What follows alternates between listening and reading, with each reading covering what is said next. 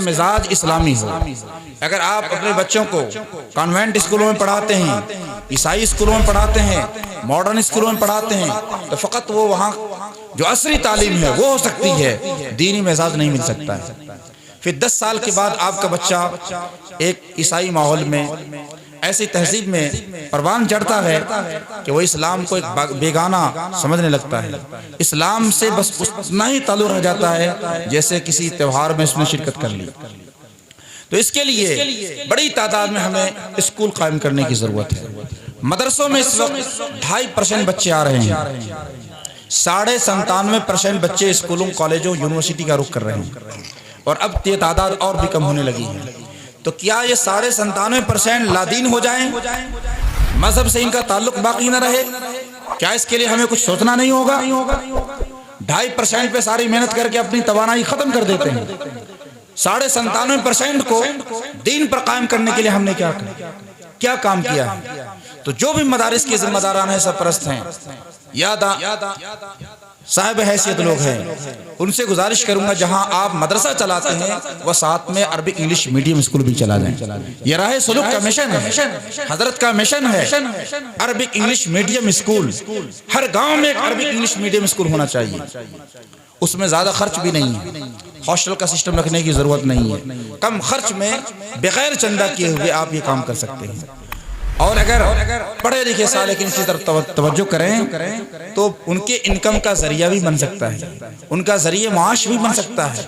आज एजुकेशन के नाम पर हमारी कौम से अरबों खरबों रुपए दूसरे लोग ले रहे हैं। अच्छी तालीम के नाम पर हम उन्हें पैसे दे रहे हैं। क्या ये पैसे आपके पास आ जाएं तो आपका नुकसान हो जाए? मुसलमान क्यों नहीं अच्छे स्कूल बना रहे हैं? मैंने जमशेदपुर टाटा के अंदर देखा, सबसे बड़ा स्कूल जहां 10 लाख की मुस्लिम आबादी मौजूद है, ईसाइयों ने कायम कर रखा है। 10,000 से ज्यादा बच्चे वहां पढ़ रहे हैं टाटा के अंदर। ऐसा स्कूल, जबकि 10 लाख मुस्लिम आबादी है, उस पूरी आबादी में कोई बड़ा स्कूल नहीं है। जितने बड़े बड़े स्कूल आपको नजर आएंगे दूसरे लोगों के, गैरों के नजर आएंगे, आपकी नजरियात की तर्जमानी करने वाला कोई स्कूल नहीं है।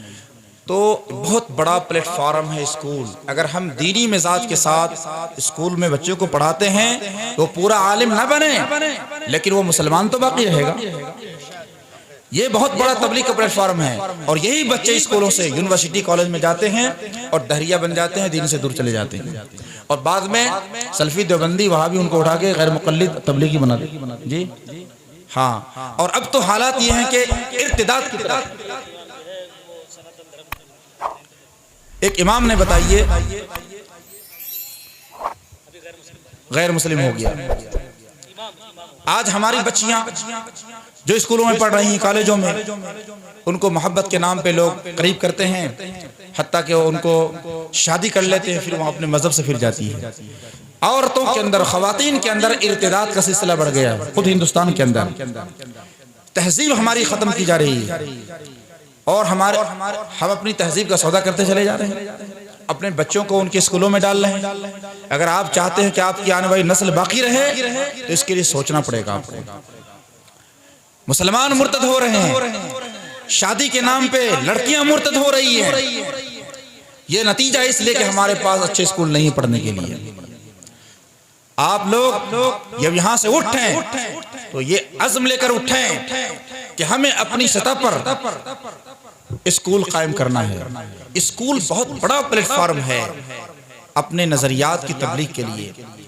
स्कूलों में हजार बच्चे पढ़ते हैं, अगर हम उनकी दीनी तरबियत कर देते हैं तो समझिए वो बच्चा भाग नहीं सकता। तो मदारिस के जिम्मेदारान से बिलखुसूस गुजारिश है कि वो अपने मदरसे के साथ स्कूल कायम करें, और जो लोग स्कूल चलाते हैं वो अपने दायरे को और वसी से वसी कर दें, वो दीनियात को दाखिल कर दें। दीनी मिजाज गालिब रहना चाहिए। आज बहुत सारे ऐसे स्कूल मुसलमान चला रहे हैं जहाँ दीनी मिजाज है ही नहीं, वो सब कुछ समझिए उसी रविश पे कर रहे हैं, इससे फायदा पहुंचने वाला नहीं है। इनकलाब एजुकेशन के जरिए से आएगा, लेकिन वह साले इनकलाब नहीं होगा। साले इनकलाब उसी वक्त आएगा जब दीनी मिजाज के साथ आएगा, रूहानियत के साथ आएगा। जब रूहानियत और इल्म दोनों साथ मिल जाएंगे तब इनकलाब आएगा मुआशरे के अंदर। हजरात, आज सर सैयद अहमद खान को, अगरचे हमारा उनसे इल्मी फिक्री इख्तिलाफ है और हमारे उलमा उनको गालियां भी देते होंगे, बुरा भला भी कहते होंगे, लेकिन उस बंदे ने जो काम कर दिया हिंदुस्तान के मुसलमानों के लिए कि आज वो इदारा मौजूद न होता तो बड़े बड़े दानिश्वर मुफक्किरीन प्रोफेसर जो आज नजर आ रहे हैं वो नजर नहीं आते। एक इदारा अलीगढ़ यूनिवर्सिटी, उसके बाद जामिया मिल्लिया इस्लामिया जो उसके वतन से कायम हुआ, इन दो इदारों ने हिंदुस्तान को थिंकर्स दिए, मुफक्किरीन दिए, साइंटिस्ट दिए, जर्नलिस्ट दिए। अगर ये दो इदारे मौजूद ना होते तो आपका हश्र दलित से पसमादा तो भी उससे ज्यादा पसमादा हो जाता। अब आला तालीम की तरफ आपको तवज्जो करनी होगी, सिविल सर्विसेज के इम्तिहान की तरफ आना होगा। ये जरूरी नहीं कि सिर्फ मस्जिद के मेहराब से भी कोई दिन की खिदमत कर सकता है, उसके अलावा भी प्लेटफॉर्म है। आप IAS बनकर IPS बनकर भी दिन की खिदमत कर सकते हैं। अगर आप किसी एक इलाके के हाकिम बन जाते हैं, DSP बनते हैं, SC बनते हैं, तो क्या आपके इलाके की हद में जो भी इदारे आते हैं या जो लोग आते हैं उनके मिजाज को आप नहीं बदल सकते? यकीन बदल सकते। आज अलीगढ़ यूनिवर्सिटी के अंदर और जामिया मिल्लिया इस्लामिया में हमारे मदारिस अरबिया की सनद को अगर मंजूर किया गया है और उसके जरिए से BA में दाखिला हो रहा है, ये सैयद मोहम्मद अफजल मियां मारा रबी की देन है। सैयद मोहम्मद अफजल मियां मारा रबी अपने रजिस्ट्रारी के जमाने में इन मदरसों की सनद को मंजूर किया था। ये कौन थे? कोई आलिम नहीं थे, IPS थे, IPS अफसर थे। इन्होंने अपने रसूख का, अपने ओहदे का इस्तेमाल किया और इतना बड़ा काम कर दिया कि आज सैकड़ों की तादाद उलमा अलीगढ़ से फारिग हो रहे हैं और जामिया मिल्लिया इस्लामिया से फारिग हो रहे हैं। कलम की एक ताकत होती है, कलम की ताकत आपके पास नहीं होगी कोई फैसला नहीं कर सकता। आज जज की जरूरत है, एडवोकेट की जरूरत है। मदरसा बनाना आसान है लेकिन मदरसा को बचाने वाले भी तो पैदा करने पड़ेंगे। मस्जिद बनाना आसान है लेकिन क्या मस्जिद बचाने वाले अफराद की जरूरत नहीं है? हमें इन तमाम अफराद की जरूरत है। मस्जिद बनाने वाला भी चाहिए, मस्जिद को बचाने वाला भी चाहिए। आज इस पूरे मजमे में अगर सर्वे कर लिया जाए कितने लोग ग्रेजुएट हैं, खाल खाल नजर आएंगे। तालीमी सतह हमारी इतनी गिर चुकी है कि अपने बच्चे को आला तालीम देना ही नहीं चाहते।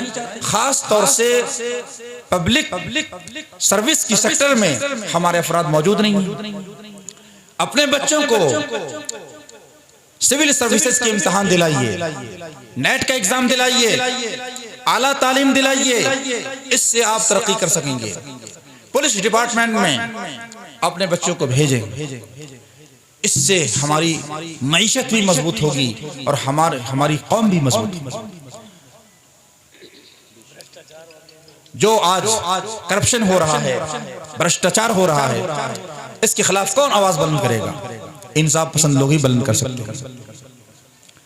आज हमारी कौम बहुत सोई हुई है, बहुत ज्यादा। अभी भी हालात इतने बिगड़ चुके हैं लेकिन इनके कानों पर रूह तक नहीं जगी और बेदार नहीं हो पा रहे हैं। जगह जगह के तुम्हें थक चुके हैं हंगामे, खुदा के वास्ते रविशे कारवां बदल डालो। आज वही हाल हमारे साथ हो रहा है जो 7वीं सदी हिजरी में तातारियों ने हमारे साथ किया था। 7वीं सदी हिजरी में जब तातारियों ने वस्ती एशिया की अलगार की, 615 हिजरी से लेकर 656 हिजरी तक उसकी अलगार चली। इन सालों में उसने कितने मिलियन लोगों के सरकलम किए उसका कोई अता पता नहीं है। बगदाद में सिर्फ 22 लाख लोग सरकलम किए गए, खारजम में सरकलम किए गए, सरों के मीनार तामीर किए गए। क्यों? उस वक्त भी शिया सुन्नी मुनाजरे चल रहे थे। इतना बड़ा हमला आलम इस्लाम पर होने जा रहा है, तातारी लूट रहे हैं और आप आपस में लड़ रहे हैं। शिया सुन्नी मुनाजरे की जंग हो रही है और वही जंग आज भी हो रही है। हमारे उलमा इतने खानों में बटे हुए हैं और कौम को भी बांटने की कोशिश कर रहे हैं कि वो जंग खत्म हो रही है। जो हमारे पास मुस्बत काम होना चाहिए उसके लिए वक्त ही नहीं। सारा वक्त अपनों की तदलील में, तफसीक में, तकफीर में खत्म हो रहा। इसकी वजह से उम्मत का बहुत बड़ा नुकसान हो चुका है। खुदा इस रविश को बदलें और उम्मत को सही रास्ते पर ले जाने की कोशिश करें, क्योंकि हालात ऐसे नहीं है कि हम इख्तलाफी माहौल में जिए। आज आपको फिर से अपने असलाफ की याद को ताज़ा करना होगा। अल्लामा फजल खैराबादी की याद को ताज़ा करना होगा। अल्लामा किफ़ायतुल्लाह मुरादाबादी की याद को ताज़ा करना होगा। हम उनके उन असलाफ के सपूत हैं, उनके अखलाफ हैं जिन्होंने कभी भी समझौता नहीं किया अपने दीन और मजहब के मामले में। हक पर आप कायम रहें। अल्लाह तबारक व तआला हमें हज़रत मुर्शिद गिरामी की तरबियत में और उनके ज़ेरे साया चलने की तौफ़ीक़ अता फ़रमाए, राह सलूक के प्लेटफार्म से काम करने की तौफ़ीक़ अता फ़रमाए। व आखिरु दावाना अल्हम्दुलिल्लाहि रब्बिल आलमीन। अस्तग़फिरुल्लाह रब्बी मिन कुल्लि ज़ंबिन व अतूबु इलैह।